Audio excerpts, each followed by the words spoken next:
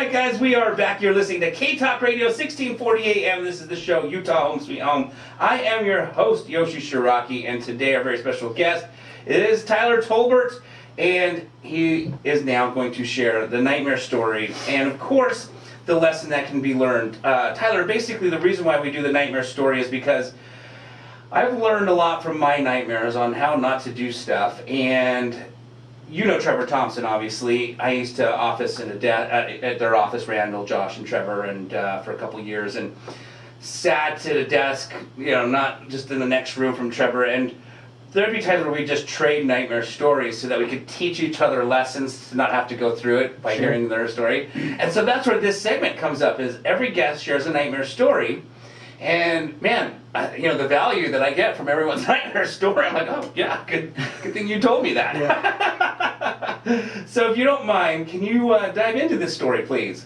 Sure. So we, following actually the owner-occupied fourplex, within the same month, I also bought who is now my wife, bought an owner-occupied duplex.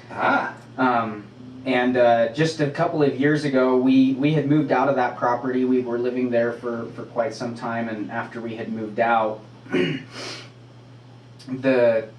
passed our portfolio off to a professional property management company, and one morning I get all of these texts. You know, it's like when you get this machine gun blast of text messages. It's like ding, ding, ding, ding, and all it says is image, image, image, image.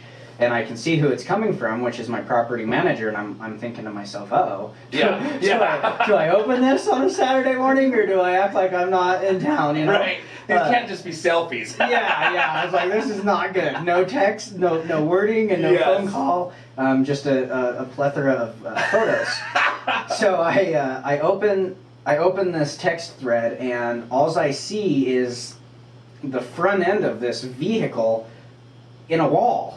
From the inside. Oh my god! The photo is taken from inside, and it took me a minute to kind of figure out what it was and what I was looking at. And what happened was this little duplex we have out in Magna sits on a corner intersection, and it would Friday night at about Saturday morning at like 2:00 a.m. A intoxicated individual stole a Cadillac Escalade, which then turned into a DUI situation, and they chose to, maybe they didn't even choose it, but they drove that vehicle right through the living room wall of one of our properties. Oh my gosh! So that was pretty interesting. Fortunately, nobody was hurt, probably because of the time of day that the collision happened. Yeah. But yeah, they drunk driver drove a stolen Cadillac right through the living room window of one of our multifamily properties in Magna. Wow. So I didn't realize it was still until now. Maybe you mentioned that before the show, but I just realized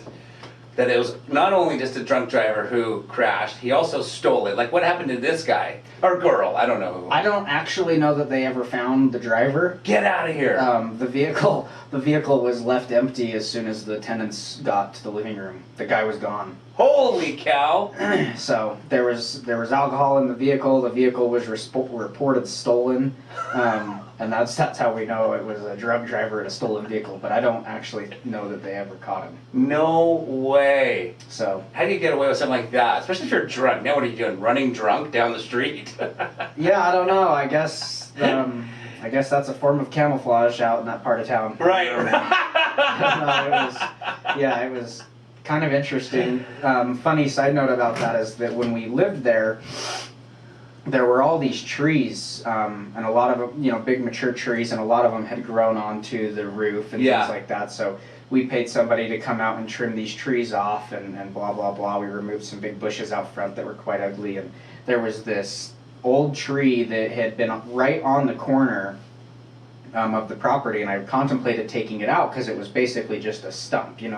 When trees die, people cut all the limbs off of them, and then they leave this telephone pole looking type of thing. But I actually elected to leave the tree stump in the ground because I wanted to have some sort of first line of defense being on that intersection there, to prevent exactly what happened from happening. But it didn't work. His tire tracks took out the chain link fence and missed the tree by less than a foot. Oh my gosh. But yeah, it was kind of wild. That is wild. Holy cow.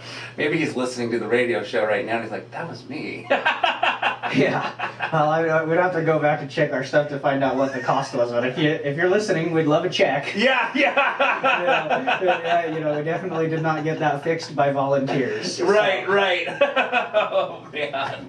Oh, geez. Okay, so you shared with me the good lesson that was learned from that situation, that incident. Do you mind sharing with the listeners the benefits? Yeah, so I think the big thing there, and it's there's probably been a lot more horrific nightmare stories shared here, but the lesson in that is that good management and good insurance is a huge part of this game. Yeah. Management probably being, there's a lot of things that are the most important thing in real estate investing, but once you own the property, management is probably the single most important piece. Gotcha. So my lesson would be that, had I been self-managing, it probably would have been a lot more intense of a situation, because I can only imagine how the phone call from the tenant to the manager went. Yes. So my lesson there would just be really good management. They had it took place at like 2 or 3 in the morning. By the time I had heard about it and started receiving information was between 9 and 10 that morning, which was a Saturday, so I felt like that was a pretty good response, all things considered. And at that time it was, they had it fully cleaned up. All of the structural walls were already all reinforced. Everything was being taken care of, and ultimately they were reaching out to me to share what had happened and also ask for insurance contact information. Gotcha.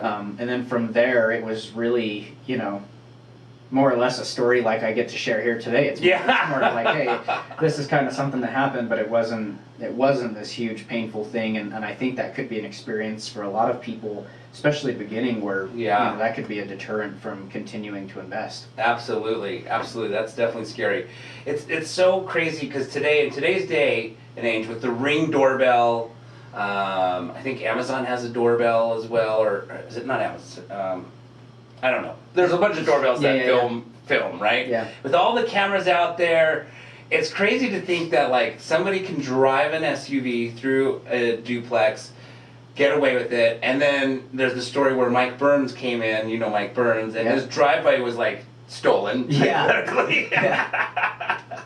Like, how does someone rip out somebody's driveway and then hauls it away in a truck, and it's like a couple-day project, and then nobody knows who it was, no cameras caught that either. Someone stole a driveway.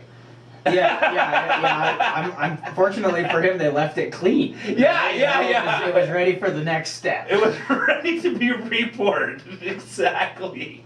Oh my gosh. We don't have security on those properties. It's across the street from a lot of commercial stuff, Yeah. But nothing. And I don't know how extensive the search was. It's kind of like just get it fixed and move on. Right. Had maybe someone been run over sitting in their living room, probably would have been a little more serious. Yeah, I would imagine so. Yeah, I would imagine that would escalate the situation quite a bit, yes. Right. I got to imagine there's going to be a time when, which is good. I mean, I have the Ring doorbell, and so, do you have the Ring doorbell by chance?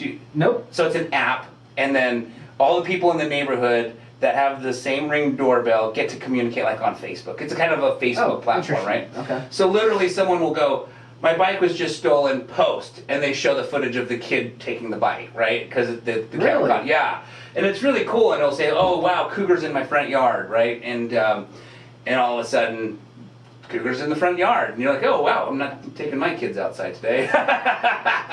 That was like that honestly happened 4 weeks ago. Someone posted a cougar in my driveway, and I was like, wow. That was probably, I don't know, was it on a Ring? I had a mountain lion in my driveway a few weeks ago, and my neighbor got video of it on their patio. Really? Yeah. Wow. On their Ring. Oh my gosh. Yeah, it was on the Ring. It was one of my neighbors. So there's apparently cougars everywhere.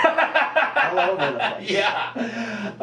But it's really cool because then, when something happens, you immediately post it, and then people can help you track that person down and all that stuff. That's really cool. Yeah, so I got to imagine one day there's just going to be cameras everywhere, which will be good because no one will commit crimes. At least they won't get away with it if they commit one.